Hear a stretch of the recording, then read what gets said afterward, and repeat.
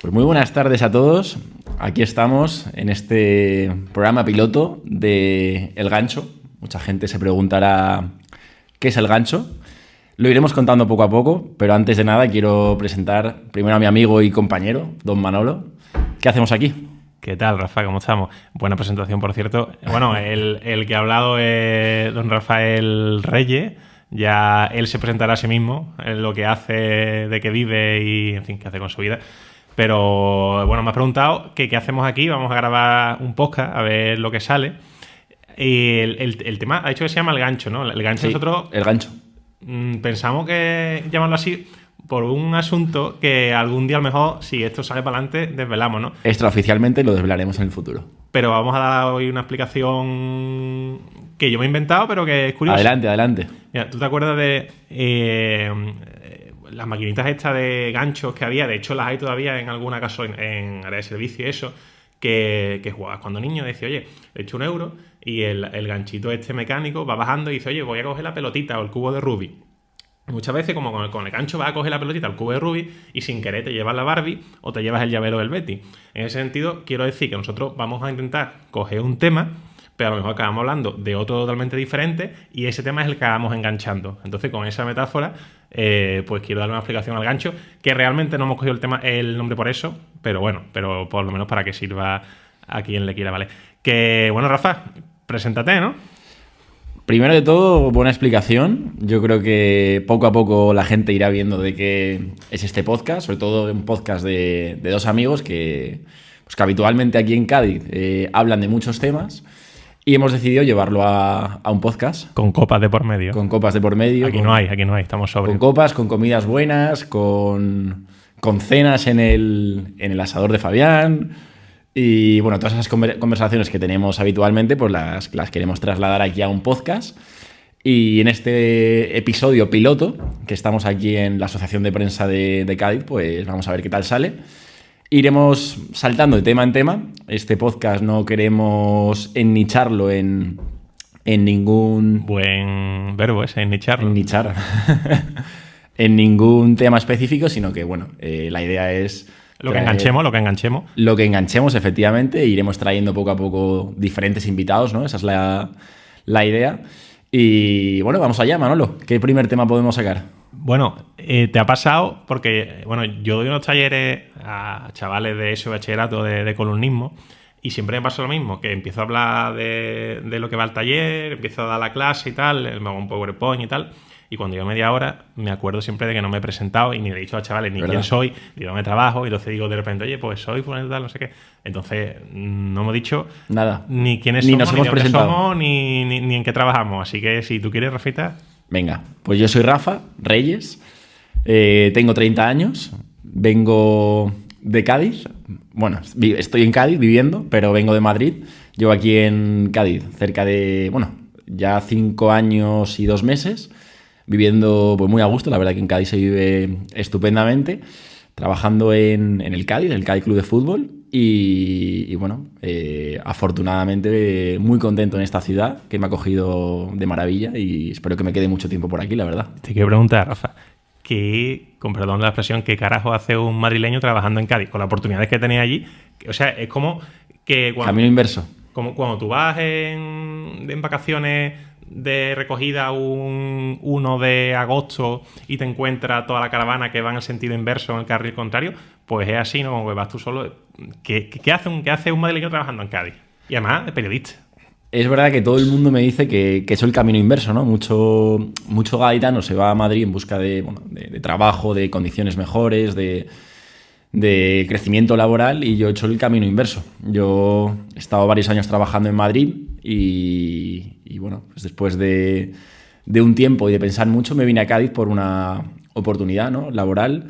En mi caso la pandemia me cambió de alguna manera la vida como a mucha gente y me surgió una oportunidad aquí en el Cádiz, en el departamento de comunicación y la verdad que me habían hablado muy bien de Cádiz. Yo nunca había estado en Cádiz. Estaba allí en un trabajo que tampoco me llenaba del todo. Trabajaba también de periodista en un departamento de comunicación del mundo de la automoción y la verdad que es un mundo que puede ser interesante, pero que a mí no me llenaba ni como periodista, ni laboralmente, ni me hacía feliz.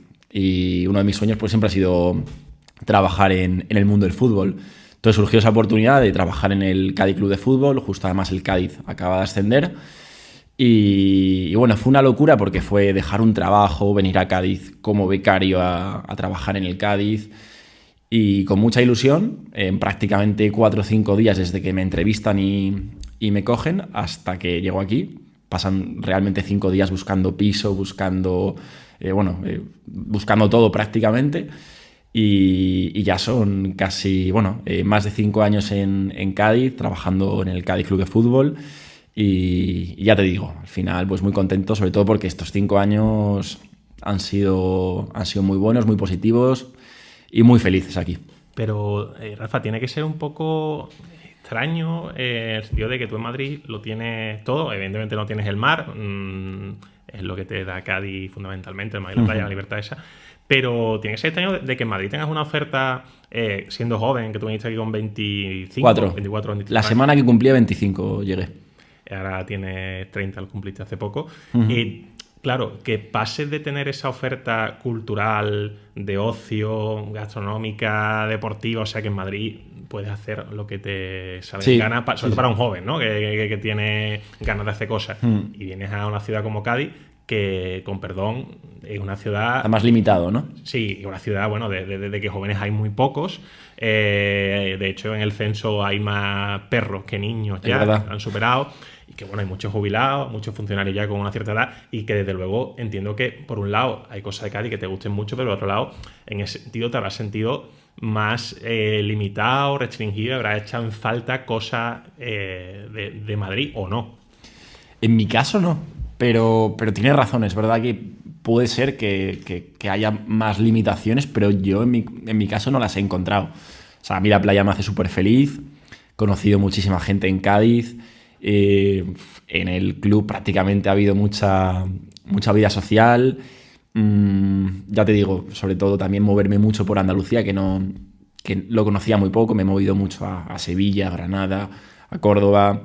Me encanta también ir por los pueblos de Cádiz, los pueblos blancos, los días de partido aquí en Cádiz. Y no soy un chico tampoco muy de centros comerciales, me gusta mucho hacer deporte. Aquí en Cádiz he hecho mucho deporte, he conocido mucha gente y nunca he encontrado esa limitación. Es verdad que cada 2 meses suelo ir a Madrid, pasar unos días, una semanita, pero después de 5 años... Es curioso, pero no me he cansado de Cádiz. Sí que te reconozco que estos meses de enero, febrero, marzo, sobre todo enero es un mes que se me hace muy cuesta arriba, pero no he encontrado esas limitaciones que a lo mejor a gente que lleva aquí toda la vida pues las puede encontrar.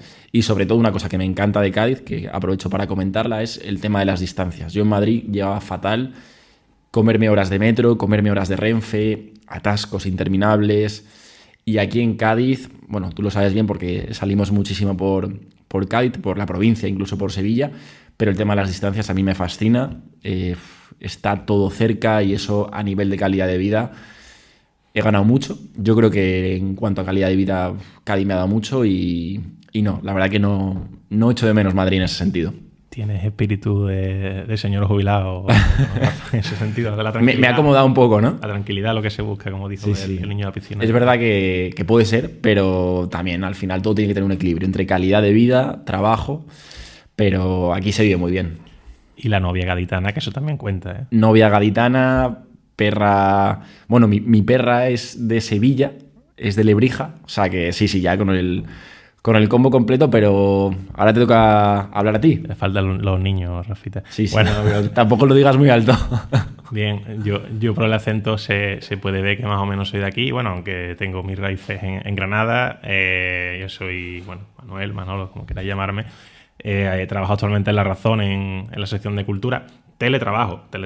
Es verdad que tuve un tiempo...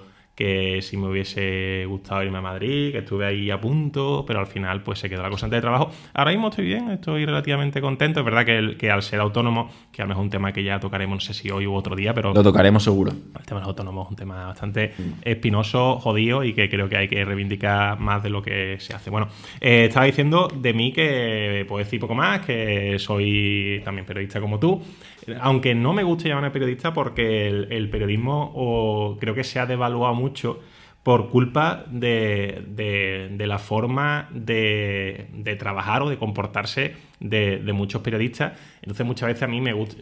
Yo dentro del periodismo la parte que más me gusta es la de escribir, y además en periódico. Yo soy un poco analógico, soy un poco antiguo, los domingos incluso me gusta leer el periódico en papel. En ese sentido, pues soy un poco viejuno, ¿no? Pero yo me gusta más decir que escribo en periódicos o que soy un plumilla a decir que soy periodista, porque no me siento muchas veces representado por el periodismo. No tengo esa cosa corporativista y no sé tú, dentro del gremio del periodismo, si te sientes identificado, si te sientes bien, si a veces te avergüenzan ciertos comportamientos, actitudes de algunos compañeros más destacados. Bueno, yo sí que es verdad que hace tiempo ya que no me considero como un periodista vocacional. Estudié periodismo y siempre he querido ser periodista, pero no soy vocacional, o sea, a día de hoy, ¿eh? Es verdad que el periodismo yo considero que está bastante prostituido en muchos sentidos. Periodismo político, periodismo económico, periodismo deportivo. Mucha gente de mi carrera al final se ha acabado dedicando a otra cosa muy diferente al periodismo porque desgraciadamente la profesión está como está, y es triste porque al final hay condiciones muy malas para los periodistas, mucho sacrificio, que eso bueno, es algo lógico. Pero yo personalmente me he marchado más hacia la rama de marketing digital. He visto más oportunidades, he visto más opciones de crecimiento.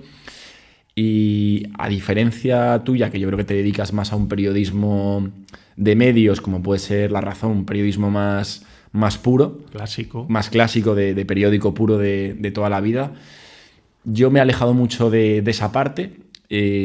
Por lo que te comentaba un poco, está muy prostituida la profesión y a nivel de condiciones he visto poco margen de mejora. Y de hecho es curioso porque hay un cruce de caminos entre tú y yo.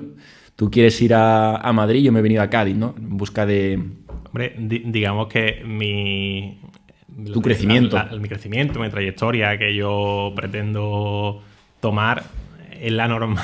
Sí, sí. En este caso, el que va remontando el río como un salmón al revés, en este caso serías tú, pero bueno, sí, hay un cruce de caminos ahí, que por cierto, ahora a ver si tocamos un poquito, el puente que nos une es el tren, y a ver si ahora lo tocamos un poquito. Pero te quiero preguntar una cosa antes, Rafa. Tú has hablado antes de tus compañeros de clase y tal.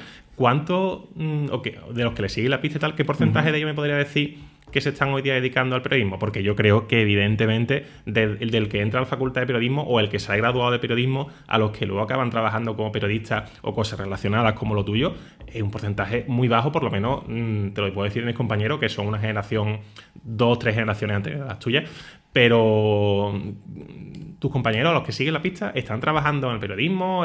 ¿Cómo están? Sí. No tengo contacto con todos ellos, pero sí que les sigo la pista por redes sociales, por Instagram, y te diría que se estén dedicando a un periodismo puro de medios de comunicación. De mi clase, que éramos 80, 90, yo calculo que 4 o 5. Que estén trabajando en departamentos de comunicación, sí que ya hay varios. Que estén trabajando en agencias, otros cuantos. Pero que se estén dedicando a cosas muy diferentes a la comunicación o al periodismo, más de la mitad. Pero tú, por ejemplo, si tienes un primo con 15 años, 16, que dentro de poco tiene la selectividad, y tiene la vocación muy clara de que le encanta el periodismo, le encanta la prensa, comunicar, tal y eso, ¿le dirías que fuese por otro camino? O quizá le dirías que para hacer esto no hace falta que estudies la carrera, o le animarías a... Yo soy muy de apoyar a la gente en luchar por sus sueños, pero en este caso no creo que apoyaría o animaría mucho a alguien a estudiar periodismo tal y como veo la situación. Sí que es verdad que a día de hoy, afortunadamente, hay muchos medios digitales o salidas digitales con YouTube, con diferentes plataformas que te permiten ganarte la vida. Estamos viendo un montón de periodistas que ya tienen su canal de YouTube y viven de eso. Pero si tengo un primo pequeño que me pide consejo para estudiar periodismo, sería franco con él y no se lo recomendaría, la verdad. O quizá decirle, Quillo, tú estudias una carrera, entre comillas, más seria, como Derecho o empresariales o lo que tú quieras, ten el periodismo como un hobby, paralelamente dedícate al periodismo, porque puedes hacerlo con un blog, con un podcast como este, por ejemplo, y si luego la cosa te va bien por ahí, pues siempre puedes, ¿no? Pero no, digamos, pongas todos los huevos en el canasto del periodismo porque es muy arriesgado, ¿no? Claro, además a día de hoy, ¿cuánta gente está viviendo de temas de comunicación o periodismo sin tener la carrera de periodista? Es que no hace falta. Más de la mitad. Más de la mitad. Estamos viendo en retransmisiones televisivas, en programas de radio, mucha gente que está ahí y no ha estudiado nada de periodismo. Tampoco yo voy a defender que se necesite la carrera de periodismo para ejercer de comunicador o de periodista. Pero, como tú muy bien has dicho, creo que lo menos importante para ser un gran comunicador es la carrera de periodismo. Sí que es verdad que a mí me ayudó mucho y creo que suma mucho, pero no lo veo como imprescindible. Sí, no es una condición sine qua non, no es un requisito que... O sea, no somos médicos que tengamos en nuestras manos... A mí el periodista, y por eso decía que muchas veces me da coraje el corporativismo o cierta actitud de los compañeros, el periodista que se cree que va a salvar la democracia, que el periodismo realmente es el cuarto poder, que se dan como demasiada importancia, que tal. Y muchas veces digo... o sea, si tú no tienes no somos médicos, no tenemos o no somos policías.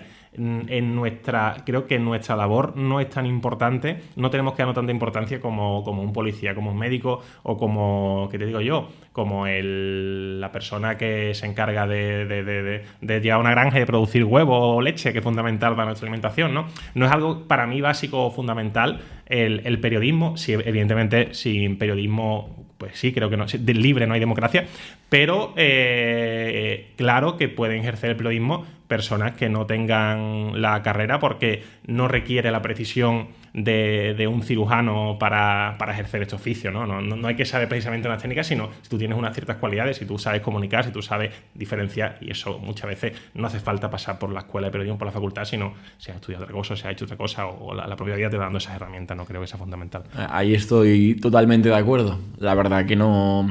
Claro, al final comparas una carrera como la de medicina con la de periodismo y que no es comparable en el sentido de tú necesitas una carrera de medicina para ejercer como médico o de enfermería para ejercer como enfermero, ¿no?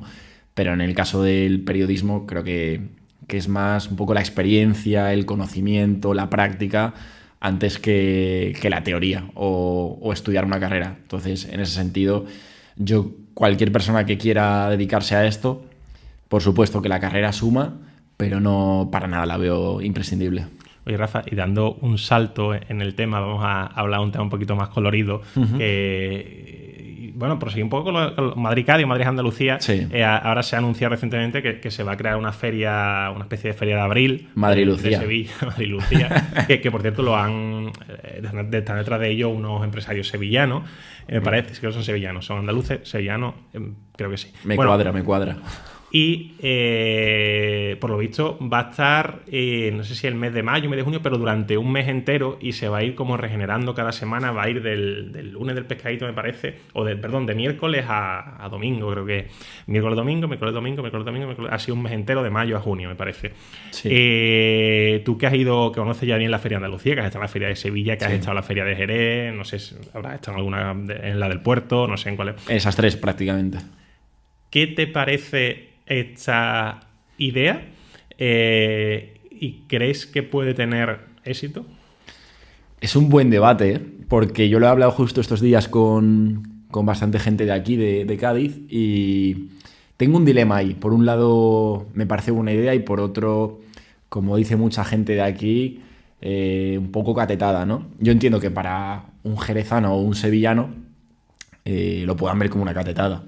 Y lo entiendo porque la esencia que tiene Jerez o la esencia que tiene la Feria de Sevilla es muy inimitable. Claro, efectivamente. Pero no me parece para nada mala idea que salga algo así en Madrid. Te explico por qué. Al final es descongestionar un poco la Feria de Sevilla y la Feria de Jerez, que es una locura. Tú y yo lo sabemos bien porque estos últimos años hemos ido y es una barbaridad. Parece que ya no cabe más gente en las ferias. Y si de alguna manera se descongestiona un poco Sevilla o Jerez, lo veo bien. Y luego, por otro lado, creo que, lo digo como madrileño, Madrid no tiene más que la Feria de San Isidro, creo que tiene poco más. Y creo que a nivel networking de empresas a nivel entretenimiento, un poco el ambiente que se genera en las ferias creo que es muy positivo, está muy chulo, es muy sano, y hacer algo así en Madrid me parece muy interesante. Por supuesto, y lo digo antes que nada, no va a tener la esencia que tiene Sevilla, estamos todos de acuerdo, y puedo entender que el sevillano o el jerezano lo vean como catetada, pero me parece una buena idea, la verdad. Y a ver, yo, ¿Cómo lo ves? en ese sentido, veo pros y veo contras, y ahora te los voy a comentar. Es verdad que en Madrid, ¿cuántos andaluces hay trabajando Esa es en otra. Madrid? Yo no sé el número de, incluso de jóvenes, la mayoría son jóvenes, ¿no? De andaluces que hay en Madrid, pero podría ser. Antes se decía que la novena provincia era Barcelona, con toda la migración que fue en los años 60-70 para allá de andaluces. Y de hecho, en Barcelona se creó en su día y sigue vigente la feria de abril en Barcelona. No sabía. Sí, lleva, pero vamos, por lo menos 30, 40 años. Y verdad que aquello nunca generó polémica porque realmente fueron andaluces que estaban allí emigrados, estaban lejos y dijeron, oye, pues vamos a montarnos nosotros nuestra fiesta. Evidentemente es una cosa mucho más pequeñita, mucho más tal, pero oye, pues tienen los que viven allí, que son de Sevilla, de Jaén, de Granada, pues pueden juntarse y igual que hay la Casa de Cantabria en Cádiz, pues algo así un poco folclórico, pero para tener tu tierra cerca, ¿no? Y en Madrid hay muchísimo andaluz. Muchísimo andaluz. Pero claro, yo lo que digo, que lo que tú dices del descongestionar, el madrileño que viene a la feria de Sevilla o a la de Jerez va a seguir viniendo igual, viniendo, ¿no? porque yo creo que eso no va a ser un sustitutivo, va a ser una Complementario. opción más complementaria, una opción más de juerga, de fiesta y tal. Me parece bien, oye, todo lo que sea iniciativa privada en ese sentido y promover un poco la fiesta, la cultura andaluza. Hay algunos que han hablado de apropiación cultural, y eso me parece una gran gilipollez. Sí, yo ahí eso no comparto para nada esa teoría. Pero que yo, por ejemplo, que me apetezca ir a eso, no creo que vaya, a lo mejor de rebote me pilla, ¿no? Pero algo que no creo que me apetezca porque digo, bueno, teniendo aquí esto para qué tal. Pero claro. Bueno, si a lo mejor si viviese en Madrid, pues digo, oye, pues me voy a acercar a ver cómo está aquello y si está bien, pues a lo mejor vas y repites. O sea, que yo no tengo nada en contra de ello. Evidentemente, nunca va a llegar a reemplazar o a igualar o siquiera acercarse a esta feria. Entonces yo creo que nos lo debemos tomar como tal, como un evento que se va a montar y, oye, a ver cómo les va, tío, que de apropiación cultural y de eso es una gilipollez, tío, porque al final lo montan andaluces. Totalmente. Y me parece que lo que has dicho, que es una tontería la gente que dice que es una apropiación cultural. Yo creo que el primer año no creo que funcione a lo bestia, pero sí que creo que a medio plazo puede funcionar bien. Tú lo has dicho, hay muchísimo andaluz viviendo en Madrid. Yo creo que mucha gente va a ir y sobre todo me quedo con el ambiente que se genera en las ferias, que eso es lo mejor y lo más positivo que se puede sacar de las ferias, ¿no? Nosotros hemos ido a la de Jerez, a la de Sevilla, a la del Puerto y yo estoy súper a gusto dentro de las casetas, conoces un montón de gente, se crea un ambiente súper positivo y súper sano para conocer gente diferente y yo creo que eso es lo importante. Ya que funcione o no funcione se verá, por supuesto que la esencia no va a ser igual, pero me parece una buena idea. Veremos qué recorrido tiene. Yo creo que a corto plazo, poco a poco, irá yendo más gente. Creo que tienen que ver esta idea, este evento como algo a muy largo plazo para que poco a poco la gente vaya yendo. Estoy convencido de que ningún andaluz va a sustituir la Feria de Madrid por la de Sevilla, Jerez, Málaga, pero me parece una idea interesante y encima si está potenciada y fundada por andaluces, mejor todavía. Yo el único temor que tengo, Rafa, es... estuve mirando cómo se iba a montar aquello y, por ejemplo, va a ir sobre césped, no va a haber cocina en las casetas para que te pongan los montaditos, no sé qué, no, sino que va a haber como frustradas de estas, de perritos, de no sé cuánto, tal. Yo temo, me da igual que se desvirtúe en Madrid y que al final la feria acabe siendo otra cosa, me da igual. Lo que temo es que los madrileños, que son muchos, o los andaluces que vayan a esa feria y conozcan la feria por ahí, luego vengan a estas ferias, a las de aquí, y quieran imponer esa desvirtuación o esa desvariación de la feria que podría darse allí. Pero bueno, es una hipótesis un poco rocambolesca, pero... No creo, no creo. Bueno, por seguir un poquito con la conexión Madrid-Cádiz, Madrid-Sevilla, Madrid-Andalucía, que me parece interesante, sí, porque hay más flujo que nunca. Recientemente, hace poco más de una semana, hemos bueno, ha habido el terrible accidente de trenes en Córdoba, en Adamuz.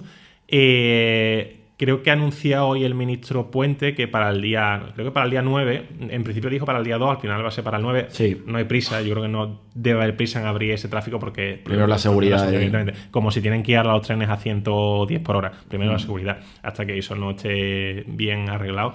Pero Rafa, tú que eres una persona que va y viene mucho de Madrid, yo también, evidentemente no con la periodicidad que lo haces tú, pero hemos cogido muchos trenes, sí, de todo, Albia, Irio, no me acuerdo el nombre de la otra compañía, pero bueno, de todos los trenes low cost, incluso el AVE puro y duro, ¿no?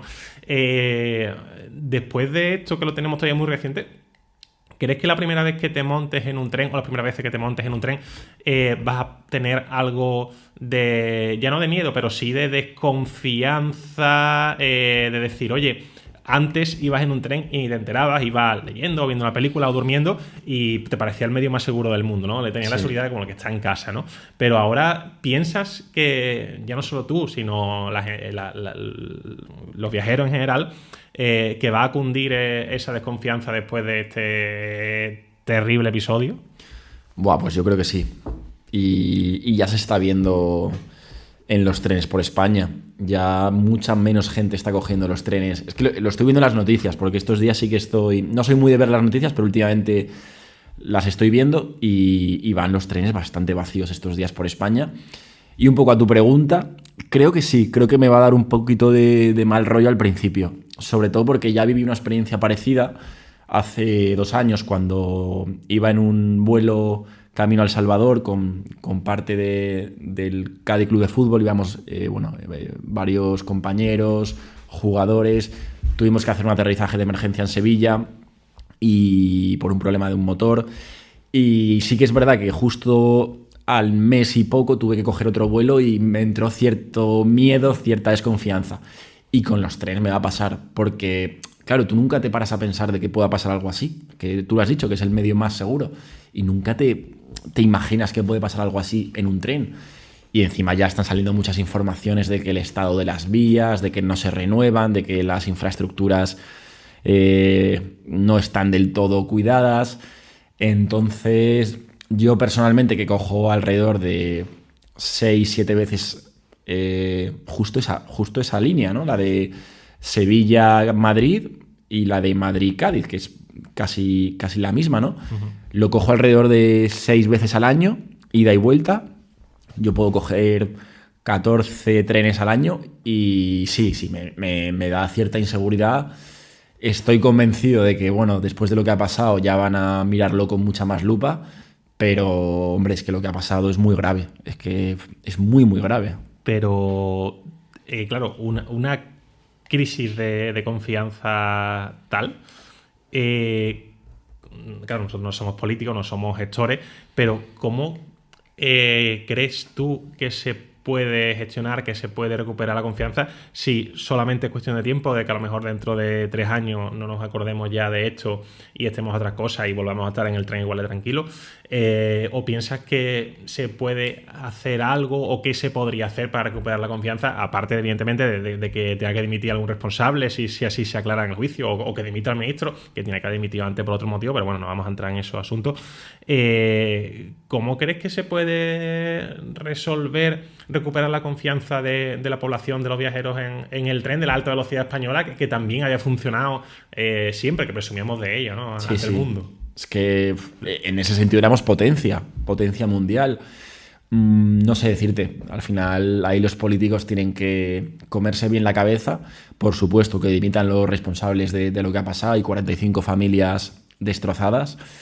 Y es un problema porque es que era el medio más seguro y el medio que más se utilizaba en España, y todos los españoles estamos encantados de viajar en tren. Yo el primero, a mí me encanta moverme por España en tren, tú también viajas mucho en tren y hay un problema ahí porque yo creo que va a costar recuperar la confianza.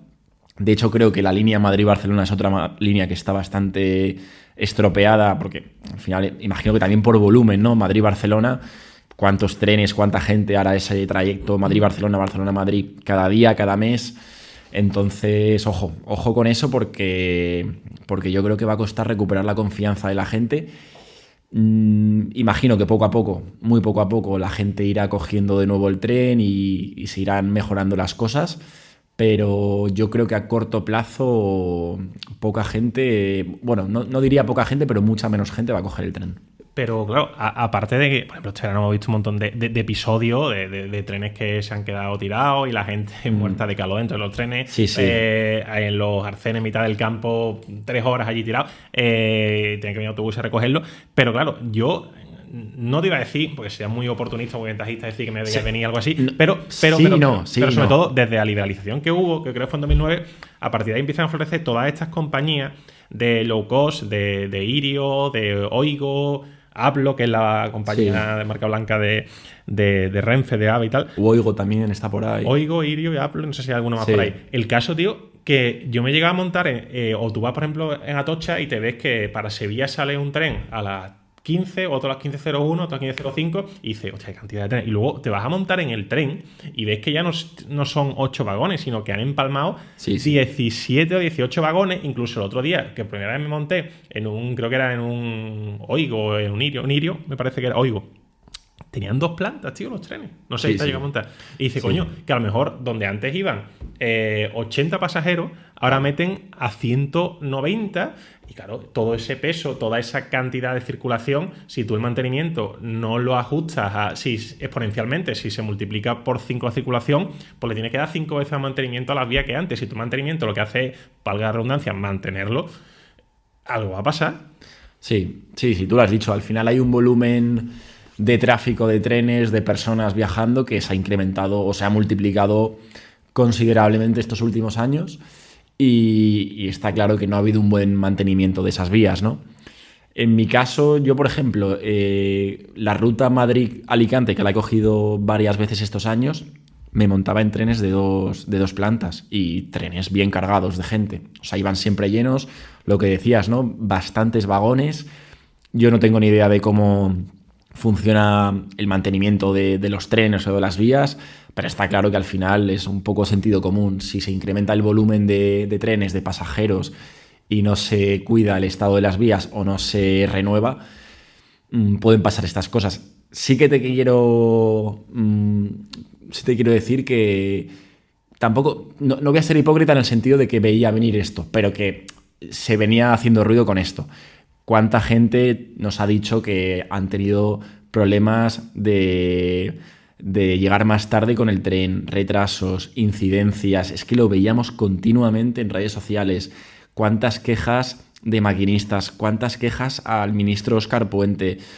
O sea, venía ya, cuando el río suena, agua lleva, y venía el río sonando muy fuerte. Pero es que el ministro Óscar Puente, pocos meses antes del accidente, primero sacando pecho de lo bien que iba la alta velocidad española, decía que que iba a aumentar la velocidad del tren Madrid-Barcelona a 350 por hora, a 350, cuando ahora han tenido que reducirla en un tramo de 200 kilómetros a 150. Y luego también dijo que quería implementar los trenes de alta velocidad en los que fuésemos de pie. O sea, si ya han reducido costes, que vamos en los trenes hacinados, que ya los asientos cada vez son más pequeños, que te quitan la mesa, que no cabes prácticamente, que te quitan todas las comodidades que había antes, ¿no? Ya no viajas en tren como viajabas antes. Ahora encima quería el tío ponernos que fuésemos de pie. ¿Para qué? Para meter a 400 personas en un tren. Van a hacer como la compañía esta irlandesa, no me sale el nombre ahora mismo, de aviones. No me sale, bueno... sí, sé cuál te refieres. La del pirado este irlandés. Bueno, quieren hacer eso, pero en los trenes, tío. Y evidentemente, cuando hay libre competencia, es lo que pasa. Pero, oye, ¿por qué no competimos por lo alto? ¿Por qué no ofrece, oye, pues yo ofrezco mejores servicios? Es que antes te daban de comer, te daban hasta el periódico, tío. Ibas al baño y estaba limpio. Y ahora es que ni siquiera vas al baño y la puerta o no se abre, no se cierra, o en fin. Pero la verdad es que el tema de los trenes hay un desgaste y creo que un deterioro brutal. La palabra es deterioro. Pero bueno, por otra vez volví a dar un poquito de color a la cosa. Rafa, te has cumplido hace poco 30 años, que es una edad... Es un número significativo. Es que hablaba muchas veces de los números, que no dicen nada y tal, y es verdad que, bueno, al fin y al cabo son números, ¿no? Pero mentalmente nosotros nos ordenamos en horas, en días, en años, fechas. Y claro, y yo al cumplir los 30, tengo la 34, al cumplir los 30 es verdad que, hombre, que no fue una cosa loca, ¿no? Pero sufrí una pequeña crisis de identidad casi, ¿no? No sé si tú, que lo tienes reciente, si has notado algún cambio. No te iba a decir que ahora al salir a correr te duele más la espalda, ¿no? Me refiero si a nivel mental te has planteado las cosas de otra forma, si has tenido algún... No sé, algo que hayas dicho, oye, pues ya tengo 30 años, ya no puedo seguir alargando el hacer tal cosa, o tengo que ponerme ya a hacer esto otro. No sé si te ha... No sé, si has tenido algún clic. Sí, sí, no. Es verdad que es una cifra que es significativa, porque no es lo mismo, al final, quieras o no, de tengo 20 y pico a tengo 30 y pico o tengo 30. Es un cambio, ¿no? Al final, la etapa de los 20 es una etapa muy marcada, ¿no? Al final, la universidad, tus primeras experiencias de viajes con amigos, el salto al mundo laboral, el crecimiento laboral, primeras parejas, ¿no? Por decirlo de alguna manera. En mi caso, yo hasta 20 y pico años no había tenido pareja. Y claro, ya cuando entras en la etapa de los 30, ya es una etapa en la que, en teoría, según un poco la sociedad te manda, pues ya, pues, cásate, ten hijos, ten un trabajo estable, cómprate una casa. En mi caso, no le da muchas vueltas, pero sí que es verdad que lo piensas bastante. Y por serte, que me hago, por serte lo más sincero posible, lo que sí que me ha dado mucho que pensar ha sido la velocidad a lo que va todo. Y en mi caso, yo cumplí 30 años hace 2 meses, que fue justo la semana que cumplía 5 años en Cádiz.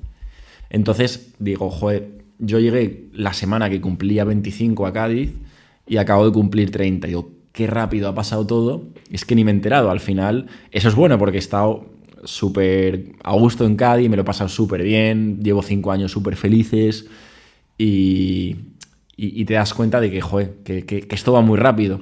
No me raya tanto, no me da tanto que pensar el cásate, ten hijos. Sí que me ha complicado un poco más ciertos días el hecho de pensar de, oye, que esto va muy, muy, muy rápido y hay que disfrutar cada momento. Pero también es verdad, Rafa, que tú has llegado a los 30 años en unas circunstancias buenas, en el sentido de, digamos, que cumple las convenciones sociales de casa, piso, pared. Si se puede decir, acabas de firmar una hipoteca con 30 años. Hace 2 días, sí. Hace 2 días, que ahora nos contarás si quieres un poquito más. Si no. Bueno, tienes pareja, tienes trabajo, prácticamente, claro, la persona que llega a los 30 años y dice, hostia, ni tengo pareja, ni tengo trabajo, ni tengo casa, ni tengo, pues no tengo ni coche. Pues ahí sí que dice, hostia, ¿qué coño estoy haciendo con mi vida, no? En mi caso, un caso intermedio, algunas cosas las tengo, otras no. Y es verdad que por ahí decía, coño, ¿cuándo me voy a poner a...? O sea, es verdad que yo pensaba en mi padre, tío. Y decía, mi padre tuvo a mi hermana mi hermana tiene un año más que yo, con 28, y a mí con 29. Y ya él era médico, ya está jubilado. Claro, ya tenía con 29 un médico, pues ya está ganando un buen sueldo. Casa en propiedad no tenía todavía, pero bueno, en fin, que ya tenía una vida con 29 años, tío. Y yo pienso ahora que tengo 34, pero es verdad que ahora todo lo hemos pospuesto como una década más tarde. Sí. Lo que antes se hacía a los 20, ahora lo hacemos a los 30, y lo que antes se hacía a los 30, yo creo que ahora lo hacemos a los 40. Por un lado, se puede deber al tema de la esperanza de vida, tío, que estamos viendo que al final, en 2 generaciones, hemos pasado una esperanza de vida de 75 años a prácticamente 85, 88 años, y se ha ganado una década. Porque ahora tú ves, no sé, que tus padres se jubilan, y están jóvenes, tío. Antes se jubilaban nuestros abuelos o nuestros bisabuelos, y prácticamente al fin de tu vida te quedaban 3, 4 años, te quedaba jugar el tiempo de descuento, como se dice, ¿no? Pero ahora, tío, se jubilan y están de puta madre, tío. Están de puta madre de que ahora, bueno, pues ya hemos criado a los hijos, ya tenemos el piso pagado, pues ahora nos vamos a dedicar a viajar, nos vamos a dedicar a, yo qué sé, a hacer deporte, nos vamos a dedicar a pasear, a pegarse, digamos, la vida padre. Hay mucha polémica con el tema de que los boomers dicen que ahora que viven mejor que nosotros, que la única generación que vive mejor que la generación posterior. Pero bueno, creo que es otro debate. Bueno, ya no sé bien dónde estamos, pero lo que te quería Bueno, por cerrar el tema de la crisis de los 30, resumiendo, no tienes crisis de los 30, ¿no? No, diría que no, pero un poco lo que comentabas, ¿no? Al final ha cambiado todo mucho. Antes, con 30 años, hablamos de nuestros padres, tenían un muy buen salario, con el salario que tenían se podían comprar varias casas. Es una generación que yo siempre la llamo la generación del paréntesis, porque nuestros abuelos tuvieron, bueno, unos años diferentes, complicados. Nuestros padres yo creo que han sido la generación del paréntesis porque han tenido todo bastante a favor. En cambio nosotros, bueno, tenemos una etapa o unos años que las cosas están complicadas para la gente joven o para la gente de entre 20 y 40 años. Entonces, es verdad que ha cambiado todo mucho. Yo, sobre todo, noto mucho la dificultad que tiene la gente joven para prosperar, ¿no? A nivel de salarios, a nivel de comprarte un piso, de tener, sobre todo, un crecimiento laboral, que siempre hay mucha gente que, oye, que lo hace muy bien y tira para arriba y todo, pero las cosas no están sencillas. Y es que no hay ningún tipo de seguridad en el sentido de que tú antiguamente, voy a poner un caso de un periodista, ¿no? En la época de nuestros padres, a lo mejor salía de la carrera, o ya estudiaba otra carrera como Derecho, y entraba en un periódico o en una radio, tío, y le firmaba un contrato para toda la vida, vitalicio, y se tiraba ahí desde que hacía las prácticas a los 22 años hasta que se jubilaba con 61, y hostia, dices tú, hostia, qué fácil, ¿no? Era como un funcionario. Sí. Pero ahora, en cambio, desde que empieza las prácticas con 20 o 22 hasta no sabemos cuándo nos vamos a jubilar, porque para nosotros no va de pensiones, por lo menos pública, ¿no? No tiene pinta. No tiene pinta. No es sostenible, desde luego, el sistema, la pirámide invertida, ¿no? ¿Qué se llama? Claro, nosotros... Y luego, para el tema del piso, pues es verdad que antes había muchas más viviendas asequibles, se estaba construyendo, VPO y tal, no estaban disparatados los alquileres como ahora, tío. Que no paran de subir. Y es que ahora tú te vas a Madrid con un salario medio, vamos a poner un salario de 500 o 2.000 euros, y tienes que compartir piso, tío. Sí. Y tienes que compartir piso. Y eso no es forma de vivir como si fuésemos estudiantes, pero es que incluso personas, Rafa, ya no digo personas jóvenes, sino personas con 50, 60, 70 años, que conozco yo casos, que están compartiendo piso como si fueran estudiantes. Porque no está... el precio de la vivienda, el precio del alquiler no está ligado al IPC, a la realidad de los salarios, y es verdad que los pensionistas, nuestros padres sobre todo, pues suelen ser los que tienen propiedades y los que gestionan esa renta, y a nosotros lo único que nos cabe esperar, salvo que, como es tu caso, que has sido como una hormiguita y has estado ahorrando, que te has podido comprar por fin un piso, que es una excepción totalmente, pues lo que nos queda esperar para los que tengamos esa suerte de heredar algo, tío, del emporio que tienen nuestros padres, que muchas veces se lo han ganado ellos, pero también han tenido las circunstancias y las condiciones mucho más a su favor para poder hacerlo, ¿no? Yo este debate es curioso porque lo tengo mucho con mi padre. Y, es un debate muy generacional. Sí, y sale mucho en las comidas familiares. Y muy polémico. En Navidades es muy polémico porque ellos defienden mucho lo suyo, nosotros lo nuestro. Creo que cada uno tiene su punto de vista. Es verdad que mi padre dice que nosotros tenemos unos medios digitales, unas herramientas que ellos no han tenido. Y es verdad, pero creo que por ejemplo, los 2.000 euros de hace 15 años... no son los 2.000 euros de hoy en día, ¿no? O, por ejemplo, cuánto valía una casa hace 30 años y cuánto vale ahora. Casas viejas. En mi caso personal, yo me he comprado una casa hace prácticamente 2 días. Estamos a miércoles, me la compré el lunes, después de, varios follones para intentar comprarla, que no ha sido fácil por problemas burocráticos. Pero hablándote un poco más de mi caso personal... Yo me estoy comprando una vivienda de 160.000 euros, de 50 metros cuadrados, y dando una entrada que ha sido a base de ahorro, de trabajar desde los 20 años que empecé de prácticas, muchos años viviendo en casa de mis padres y ahorrando como una hormiguita, y durante estos últimos años, entre lo que ahorraba de mi sueldo más otras cosas que hacía paralelas, llevar redes sociales, campañas de marketing, cositas de fuera de mi trabajo que me permitían cada mes tener ahí un colchoncito de ahorro. y con un coche que tengo que heredé de mis padres.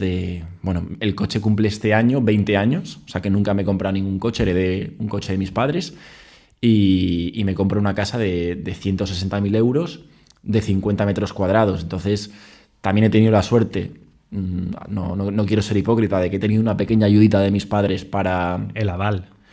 Claro, y un poco para que la hipoteca se me quedara un poquito más asumible y he tenido esa suerte. Pero, Rafa, que a lo mejor quienes nos estén escuchando se está pensando que te has comprado un ático en el Paso Marítimo de Cádiz. No. Hay que decirlo, que tu casa es una casa, has comprado una casa relativamente antigua, Sí. que no sé si de hecho Es del 62. no sé si de hecho es de VPO, de estas que construyó la Falange, el sindicato vertical en su tiempo, o si no es de VPO, es de estilo VPO, ¿tú me entiendes? Es una casa Sí. que no tiene ascensor. Es un tercero sin ascensor. Es una casa, para que el que nos esté escuchando nos entienda, en el que viven las ancianas Sí. que tienen pensiones Correcto. medio bajas, ¿no? Claro, por supuesto que a mí me Que es un lujo para un joven en Cádiz. Sí, a mí me encantaría comprarme una casa en vez de 50 metros cuadrados, de 80 y con ascensor y una casa súper bonita. La verdad que la casa está muy bien, pero tengo que meterle una reforma casi de arriba abajo. Era de una señora mayor de 90 y pico años, que la pobre mujer está en una residencia. Y claro, ya te digo, es un poco a lo que he podido llegar. Una casa... Tercero sin ascensor, 50 metros cuadrados, tengo que reformarla. Me dices que quiero comprarme una casa de 200.000 euros con ascensor y más grande, pues a lo mejor no llegaría. Y la cosa es que he tenido esa suerte de encontrar este piso y no pensármelo mucho. Se me ha ido muchísimo dinero estos años en alquiler, pero muchísimo. Estamos hablando de prácticamente 4 años de alquiler, 4 años y medio de alquiler en Cádiz, cerca de 30.000 euros en alquiler, compartiendo piso con 3 personas, después con 2 personas, después unos meses viviendo solo, pero con una pequeña ayuda de mis padres para poder tener cierto margen de ahorro, pero sí, es muy complicado. Yo he tenido esa suerte, al final creo que ha sido una mezcla de suerte con hacer las cosas bien, pero es muy complicado hoy en día comprarte una vivienda. Vamos a dar, si te parece, otro pequeño salto. Estamos por primera vez grabando aquí este podcast de El Gancho, vamos a recordar el nombre. El nombre me encanta, El Gancho, algún día se dirá la verdad detrás de todo algún esto. día. El fenómeno podcast, Rafa. No sé... Bueno, por un lado me interesaría que nos contase a los oyentes qué tipo de podcast escuchas tú, cuándo los escuchas. Y también te quiero preguntar ahora se lleva mucho el videopodcast, bueno, que se llama podcast, Sí. no se llama videopodcast, pero yo, por ejemplo, no estoy de acuerdo con él porque yo los podcasts me los pongo para dormir, no para verlos, sino para escucharlo, evidentemente. Me los pongo en el coche, me los pongo cuando voy a lo mejor caminando a un sitio. Entonces yo el podcast lo escucho y por tanto que tengan vídeo, lo único que hace es fastidiarme porque me consume más datos o porque por la noche me gasta más batería. Entonces para mí el podcast debería ser de audio. Lo otro ya es otra cosa, tío. Llámalo programa de televisión alternativa, o sea, como tú quieras, en streaming. Pero, bueno, te he hecho la pregunta. ¿Qué te parece el tema de los podcasts de vídeo? El auge, si el podcast tiene que ser solo de audio, y que nos cuente un poco los podcasts que te inspiran a ti, ¿no? Para estar hoy, por ejemplo, grabando un podcast, ¿no? Sí, está muy de moda el tema de los podcasts. Me pasa como a ti también. A mí me gusta mucho escucharlos y siempre estaba acostumbrado, sobre todo en la cama, me ponía los podcasts de fútbol o la radio mismamente. Uh-huh. Y puede ser que un podcast sea solo audio y un vídeo podcast es un poco más audio y vídeo. Está claro que a la gente le gusta, que la gente lo consume, que la gente prefiere ya bastante más un vídeo podcast que ver la televisión. Yo creo que ya cada vez más gente, en vez de poner las noticias, se pone el YouTube en la televisión, como me pasa a mí, que yo comiendo me pongo la aplicación de YouTube en la televisión y veo mis podcasts favoritos. Jordi Wild, The Wild Project. Tengo un plan que es de 2 chavales emprendedores que entrevistan a gente súper interesante. Vamos, hay unos cuantos y creo que hay mucho contenido, pero también hay mucha calidad en Internet, en YouTube, de podcast. A mí personalmente me gusta consumirlo, creo que es muy entretenido, que que la verdad que aporta bastante. Siempre hay podcasts que te gustan más que otros. Hay uno, por ejemplo, de empresa, de finanzas, que se llama Spicy Fortuna, que también está muy chulo, entrevistan a gente muy interesante. Mi favorito, te diría que es el de Wild Project. Creo que Jordi Wild es una máquina, un bestia en esto de los podcasts y te diría que me gusta mucho este mundillo. Hace ya varios años que tenía un podcast de fútbol y por eso te comenté un poco la idea de hacer algo así, porque creo que a los dos nos iba a gustar y lo íbamos a pasar bien. Y bueno, sin tener un objetivo muy marcado, simplemente pasarlo bien, hacer las cosas bien, que yo creo que cuando haces un proyecto, cuando te metes en cualquier historia hay que hacerlo bien. Y por supuesto que creo que lo vamos a pasar bien. Tenemos un periodista, podcaster, columnista, youtuber, llamémosle como se quiera, en común, que nos gusta a los dos, que es Juan Soto Ibars, que me parece muy agudo. De hecho, me parece hoy en día el periodista más agudo a la hora de analizar la actualidad, de un tipo que no se casa con nadie, que es muy incisivo, que es políticamente incorrecto, que no es nada sistémico, de dejarse llevar por las consignas o por la doxa dominante del momento. Y luego es un tío que es muy dinámico, que la manera que tiene de hacerlo te engancha, ¿no? Y a ver si un día, yo que lo he entrevistado varias veces para el periódico, pues podemos hablar con él aquí en este podcast. ¿Qué otros invitados, Rafa, te gustaría? Pero tira por lo alto, no seas modesto. ¿Te gustaría a ti poder entrevistar? Bueno, antes de nada estoy totalmente de acuerdo. Me encantaría entrevistar a Juan Soto Ibars. Es un pedazo de comunicador y lo que has dicho, no se casa con nadie, dice lo que piensa y me gusta mucho cómo lo dice. Y ya en cuanto a quién traer al podcast, bueno, soñar es gratis, ¿no? Te diría que, bueno, al final me gusta mucho el deporte. No lo he pensado mucho, pero a nivel local tenemos por aquí a Dani Huiza, que, bueno, un jugador de fútbol que lo ha ganado, bueno, ha ganado una Eurocopa, ha ganado muchas cosas, una carrera súper interesante y me gustaría entrevistarle. Y ya más a nivel nacional, internacional, tendría que pensarlo, pero bueno, al final un Carlitos Alcaraz, un Rafa Nadal, pues Carolina Marín, fíjate que me parece un perfil muy interesante porque está en lo más alto del bádminton, que es un deporte que quizás en España no tiene mucho tirón, pero luego en Asia ella es como una diosa y ha sufrido varias lesiones importantes, pero luego ha vuelto con más fuerza. Creo que es una historia muy interesante. Ella es de Huelva. Ojalá en un futuro podamos tenerla por aquí. Pero es un poco la idea del podcast, ¿no? También, aparte de que tú y yo lo disfrutemos, poder conocer a más gente, poder entrevistar a gente a la que admiramos y ojalá podamos traer a este tipo de personalidades. Así que, nada, ¿a ti quién te gustaría? Sí, has hablado precisamente de Carolina Marín por el tema de que es una pionera,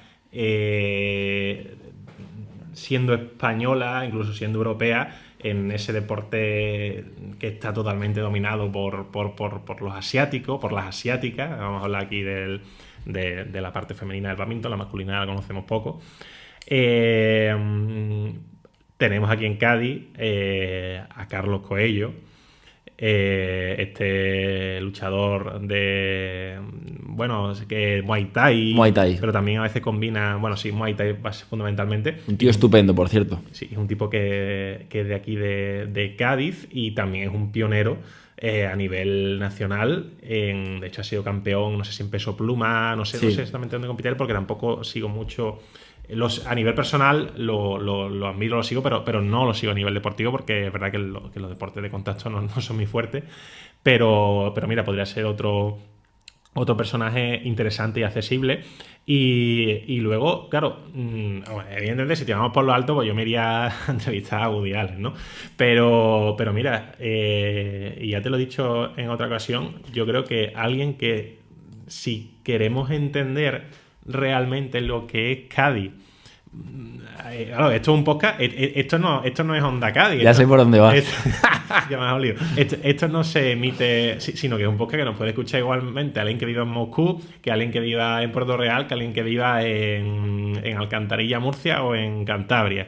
Entonces, tío, para dar a conocer un poco lo que es Cádiz, que además trabaja contigo, Sí. el gran Miguelito Clare, o Miguelito Clarés, Clarez. es un buen chaval, ya tiene una edad, pero es una persona que dentro de su inocencia es una persona súper castiza que concentra los fundamentos del Cádiz, por repetirlo, castizo, que son el cadismo, el carnaval Y la Semana Santa. cofradía, las 3C, ¿no? Lo que dicen los temas de Cádiz, Cádiz, carnaval y cofradía Semana Santa. Entonces, una persona que es esencialmente Cádiz y creo que además es un tipo que me consta que es gracioso, que es ingenioso, ¿no?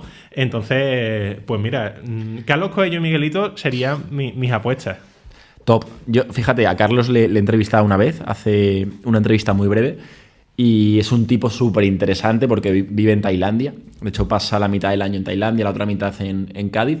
Un tío estupendo, por cierto, y tiene una historia que molaría mucho traerle al podcast porque creo que hay mucho que escuchar y a la gente le encantaría. Y por supuesto, a Miguelito. Miguelito es la mayor representación de Cádiz que yo he podido ver jamás. Es Cádiz, o sea, tú lo has dicho, ¿no? Es cadista, es muy, muy, muy del carnaval, una eminencia del carnaval y, bueno, en el mundo de la Semana Santa, por supuesto que también es otra persona muy, muy, muy, muy respetada y muy admirada. Entonces, es súper cachondo, súper divertido, es un ejemplo, yo siempre lo digo, aparte de ser un tío estupendo, es un ejemplo porque ahí está el tío en Cádiz trabajando en el Cádiz Club de Fútbol. Es la alegría de la huerta. O sea, es imposible entender ir a la oficina y no tener a Miguelito cerca y ojalá le podamos traer algún día y que se sienta cómodo y que pueda echar un ratillo con nosotros porque es que es increíble Miguelito. A ese momento emocionante es que tengo aquí al lado la tabla, digo ya, la mesa de mezcla y vamos a darle al azar un sonidito dedicado a Miguel, a ver qué sale. Pues parece que no sale De nada. momento nada. Bueno, yo soy muy torpe con estas cosas. No sé si de repente va a salir después la grabación. Lo iremos activando poco a poco. Bueno, Rafa, ¿Qué nos queda? ¿Qué nos queda? Marca aquí 57 minutos Bien, 13 segundos. Si quieres redondeamos hasta la Venga. horita y lo dejamos ahí redondo. Va a quedar un buen inicio. Sí, hemos tocado un poco todos los palos Sí, y sí. tal. Claro, por último, ahora que estamos en carnaval, Rafa, tú el carnaval de Cádiz creo que no lo conocías antes de que viniese a Cádiz y te has empapado de él porque lo has vivido desde dentro, desde la esencia misma, desde el tuétano de Cádiz, ¿no? Te quiero preguntar, tío, no ya el carnaval, la fiesta de calle en sí, sino el concurso, que sé que no lo sigues a diario, pero que escuchas cosas y tal, y evidentemente si vives en Cádiz te vas a enterar de lo que ha hecho el Yuyu, de lo que ha hecho no sé cuánto, de lo que ha hecho no sé qué. Te quiero preguntar por la tendencia ideológica del carnaval. Evidentemente es un concurso muy de origen obrero, por tanto sus raíces son, por decirlo así, izquierdistas, ¿no? Pero a veces pienso que se le deberían dar cabida a otras voces, otro tipo de ideología, que sean más conservadoras, que sean, yo qué sé, que sean creyentes, que sean. Porque siempre, al fin y al cabo, ideológicamente se le acaba cantando lo mismo, ¿no? Es como que hay, incluso creo que autocensura entre los propios autores que no dicen muchas veces lo que piensan, sino lo que el público les va a aplaudir. Al fin y al cabo es un concurso, ¿no? El año pasado se cantó un paso doble muy duro contra Pedro Sánchez y eso causó un revuelo que parecía un paso doble valiente, por cierto. Que por cierto, la comparsa. Que fue duro, ¿eh? Esta comparsa canta estrena esta noche, de los hermanos Pastrana, junto con Martínez Ares, que es el plato fuerte del concurso, no del día. Sesión que se aplazó por el accidente del día a hoy. Entonces, queda un minuto. Te quiero preguntar si consideras que es un poco sectario ese mundo, ideológicamente. A ver, hablo un poco también desde el desconocimiento de un madrileño que lleva aquí unos años y no tengo ese. No me he empapado al 300% o no soy, digamos, de aquí, entonces es complicado, pero hasta donde sé, hasta donde me he podido empapar, sí que percibo un poco que el carnaval siempre ha tenido una crítica muy hacia la derecha, siempre ha sido como más, lo que has comentado, ¿no? Más de izquierdas orientado a atizar más a la derecha. De hecho, yo tengo varios amigos que salen en Ilegales o en el Falla y lo he comentado y yo creo que al final es un poco lo típico, ¿no? Vamos a meternos con la Iglesia, con los conservadores, con el PP, con Vox, que ahora está muy de moda y entiendo que es lo típico, lo fácil, hecho en falta un poco más, por ejemplo, con todo lo que ha pasado estos años, el tema del PSOE, de Ábalos, las prostitutas, es que han salido escándalos por un tubo. Hecho ahí en falta, ¿no? Un poco de... Pero es que tú imagínate equilibrio. Que eso pasa con un gobierno del PP. Claro, no. Es que no habría otro tema. Totalmente. Y en cambio se le está cantando en preliminares todo a Juan Moreno, presidente de la Junta, por el tema de los cribados del cáncer de mama. Sí. De lo cual yo creo que él, evidentemente, no tiene culpa ninguna, puede tener responsabilidad como máximo dirigente político, por supuesto, pero, tío, que en el gobierno central está pasando lo que está pasando, escandalosísimo, y le estamos cantando a Juanma Moreno. Decía a veces que sí, que tú puedes ser de izquierda, pero una cosa es ser de izquierda, otra cosa es, si tú eres crítico, eres crítico a izquierda, derecha, arriba, abajo, tío. Sí, incluso, fíjate, es que ha habido escándalos por un tubo este año, el tema de Salazar, el tema de Ábalos, con Coldo, Leire, Coldo, los secretarios de organización, Leire. los dos en la cárcel. Es que tienen... La amnistía, los pactos con Puigdemont, Zapatero, Venezuela. Tío, Sí, es que tienes para elegir, ¿eh? tela. Vamos a ver, porque quedan ya prácticamente 3 semanas para la semana de carnaval, de ver a las ilegales en la calle, que a mí me encanta, me lo paso, vamos, súper bien y me río muchísimo. Pero sí, la verdad que percibo un poco esa crítica siempre a la derecha. Creo que tendría que haber ahí un poquito más de equilibrio, pero bueno, entiendo un poco el origen del carnaval y está claro que este año tienen un buen contenido para meterse con la izquierda, así que bueno, vamos a ver qué pasa. Bueno, pues yo creo que, Rafa, si no tienes nada más que decir, habla ahora o calla para siempre. Llevamos ya más de 1 hora, así que lo dejamos aquí. Yo creo que ha quedado un buen programa piloto. Hemos dado un buen repaso a los temas que queríamos tocar. Que, bueno, pues esperemos que mantener periodicidad con este podcast. No sé la semana que viene o la siguiente si volveremos nosotros solos, si habrá alguna sorpresa o no. No sabemos, esto es un gancho, no sabemos qué engancharemos la semana que viene. Hoy hemos enganchado varias cosas. Pero bueno, lo importante es que os enganche a vosotros. Ahí está. Este programa. Me gusta ese juego de palabras. Ha visto que... Seguiremos dando caña y ojalá podamos contar con buenos invitados para que, bueno, hagamos esto todavía más ameno y que nos puedan ver con vídeo. Así que nada, un placer este primer programa y nos vemos pronto. Lo mismo digo, así que cortamos.